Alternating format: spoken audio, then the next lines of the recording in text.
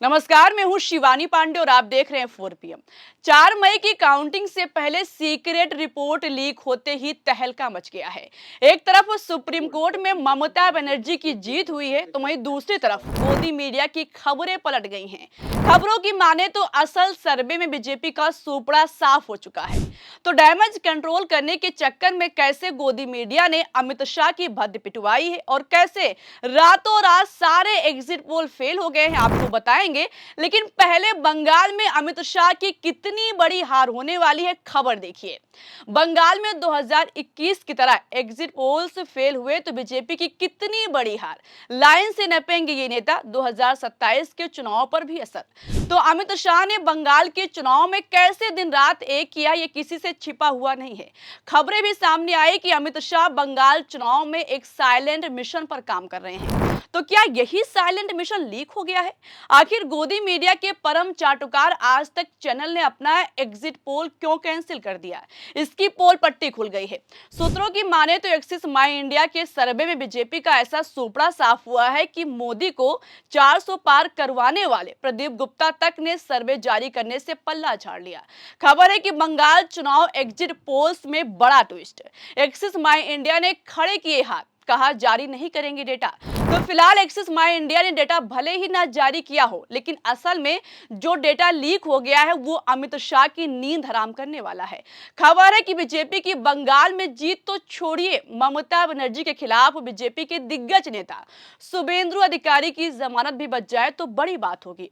सबसे लेटेस्ट और बीजेपी को हिला देने वाले सर्वे की माने तो बीजेपी को 50 से 82, तो वहीं टीएमसी को 200 से 220 सीटें आने वाली हैं। मतलब साफ है कि हर बार की तरह इस बार भी सारे एग्जिट पोल फेल होने वाले हैं। ममता ने तो पहले ही 226 सीटों पर अपना दावा ठोक दिया है। ऊपर से पोलिंग के सर्वे ने बीजेपी के कथित चाणक्य अमित शाह के पैरों तले जमीन खींच ली है। आपको बता दें कि ये वही सर्वे है जिससे रोकने के लिए बीजेपी ने पूरा सिस्टम लगा दिया, लेकिन अब ये लीक हो चुका है। लेटेस्ट एग्जिट पोल की माने तो इस बार के बंगाल विधानसभा चुनाव के नतीजे ऐतिहासिक होने वाले हैं।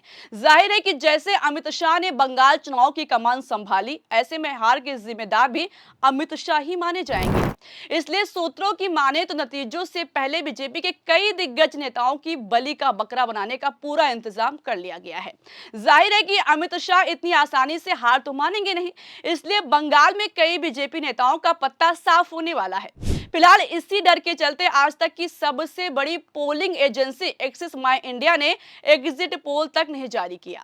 मतलब बिहार को लेकर तो एक्सिस माई इंडिया ने दावा किया था कि भाजपा को अनुमान से कम सीटें मिलेंगी, लेकिन बंगाल को लेकर गोदी मीडिया इसलिए चुप है क्योंकि अगर बीजेपी को सिर्फ 50 सीटें आई तो ये लोग मुंह दिखाने लायक नहीं बचेंगे।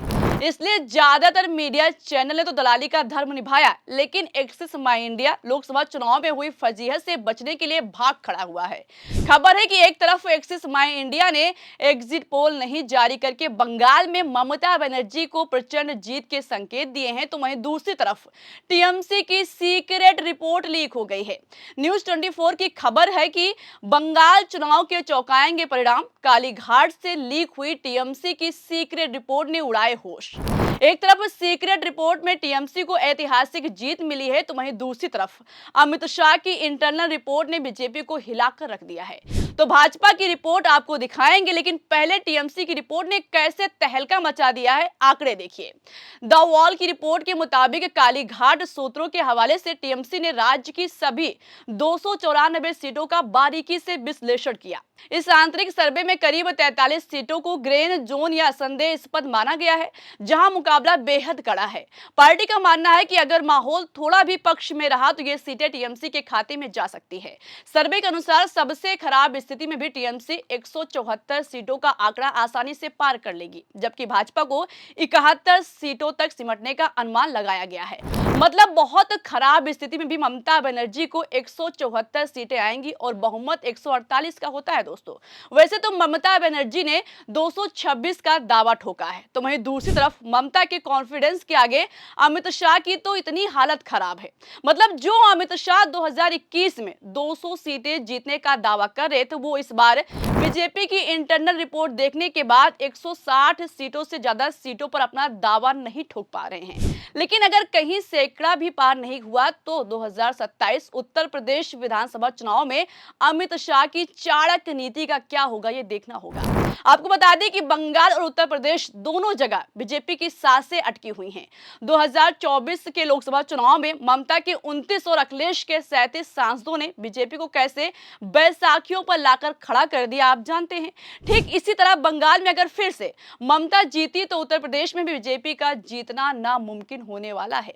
खबरों की माने तो बंगाल की हार बीजेपी की बहुत बड़ी हार होगी और इस हार से बचने के लिए इतिहास में पहली बार काउंटिंग के दिन सिर्फ केंद्र और पीएसयू अधिकारियों को तैनात करने की साजिश की गई है। लेकिन ये खेल भी फेल हो गया है दोस्तों। वोटिंग के बाद 29 अप्रैल को आदेश तो दिया गया था कि राज्य सरकार के कर्मचारी बंगाल चुनाव की काउंटिंग में पार्टिसिपेट नहीं करेंगे, लेकिन सुप्रीम कोर्ट के फैसले ने पूरा खेल पलट दिया। केंद्र सरकार का भी नॉमिनी होगा, राज्य सरकार का भी नॉमिनी है, जो दोनों गवर्नमेंट सर्वेंट होंगे। तो ये ऑर्डर हुआ है।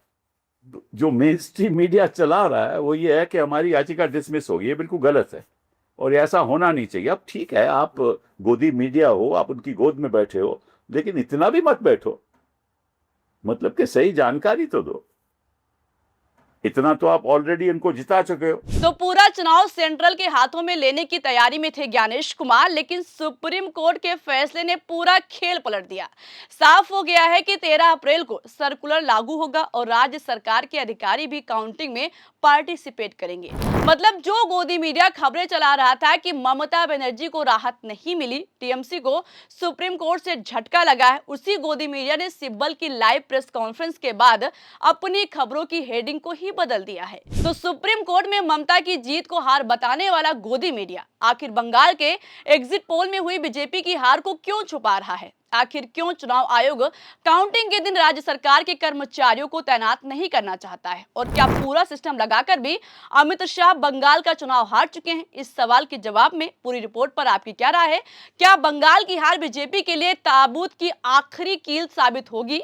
जो भी आप सोचते हैं अपनी राय कमेंट बॉक्स में जरूर लिखें। वीडियो को लाइक कीजिएगा, शेयर कीजिएगा और देखते रहिए 4PM। नमस्कार दोस्तों, आज सत्ता की आंखों में आंख डालकर पत्रकारिता करना मुश्किल हो गया है।